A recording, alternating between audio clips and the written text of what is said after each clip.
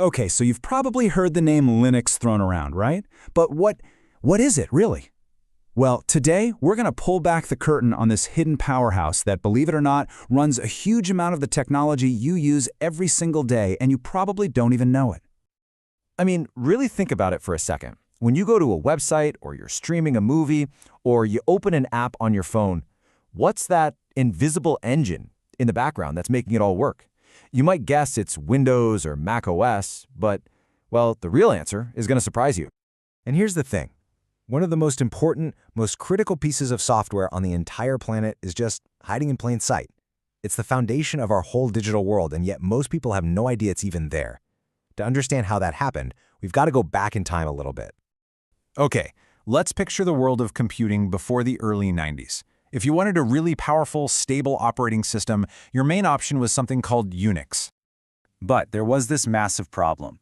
Unix was proprietary.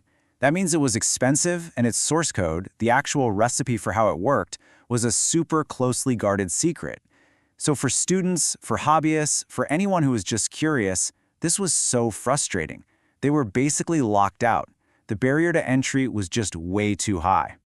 Now, this is where the story gets really interesting, because it turns out a university student's personal project would completely shatter this closed-off world and basically ignite a revolution in how we make software.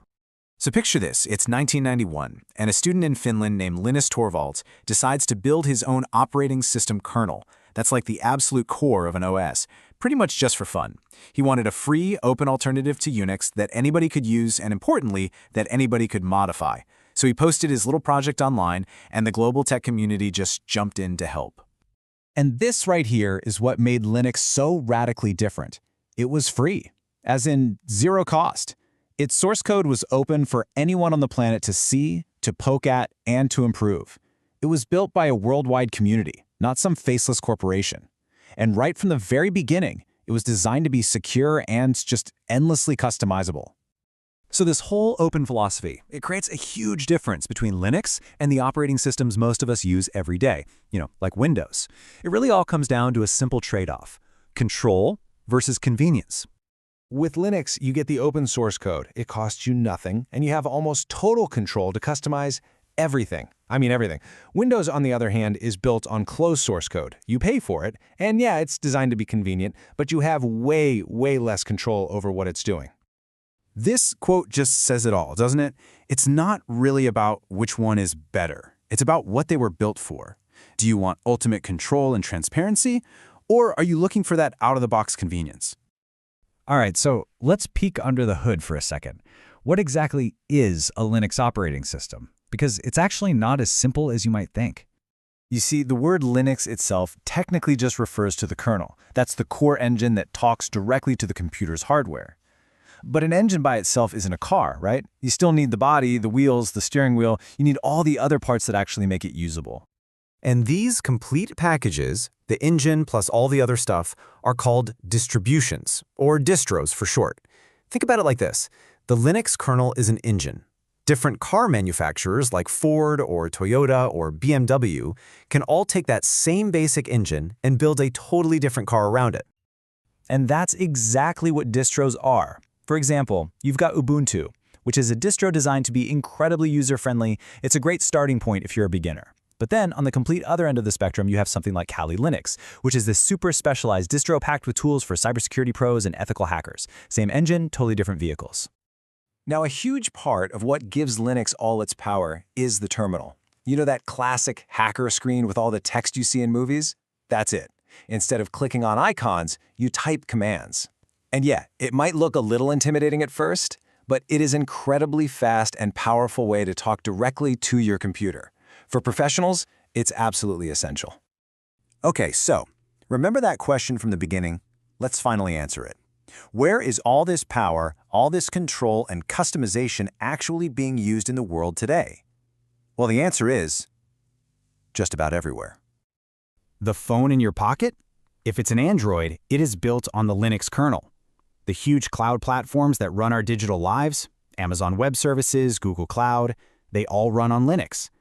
The world's fastest supercomputers that are crucial for scientific research, every single one of them runs on Linux. From web servers to your smart fridge, the list is just staggering. And what about the internet itself? Okay, get ready for this number.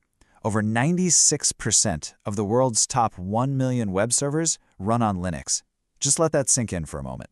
That's not just a majority, that is complete and total dominance. So yeah, the next time you browse literally any website, you are almost certainly connecting to a server that is running Linux. It is the invisible backbone of our digital world, and it's chosen because it's stable, it's secure, and it is incredibly efficient. So what does all of this mean for you? I mean, why should you care about this operating system that's just hiding in plain sight?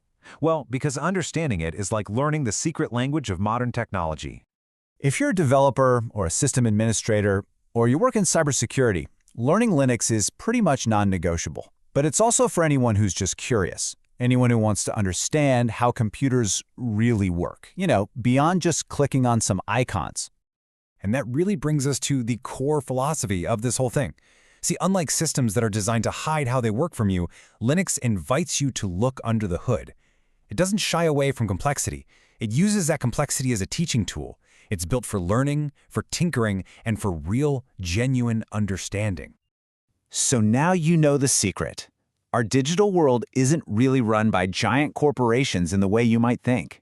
No, it's run by a free, open-source project that invites anyone, including you, to look under the hood and learn its secrets. So the only real question left is, are you ready to take control?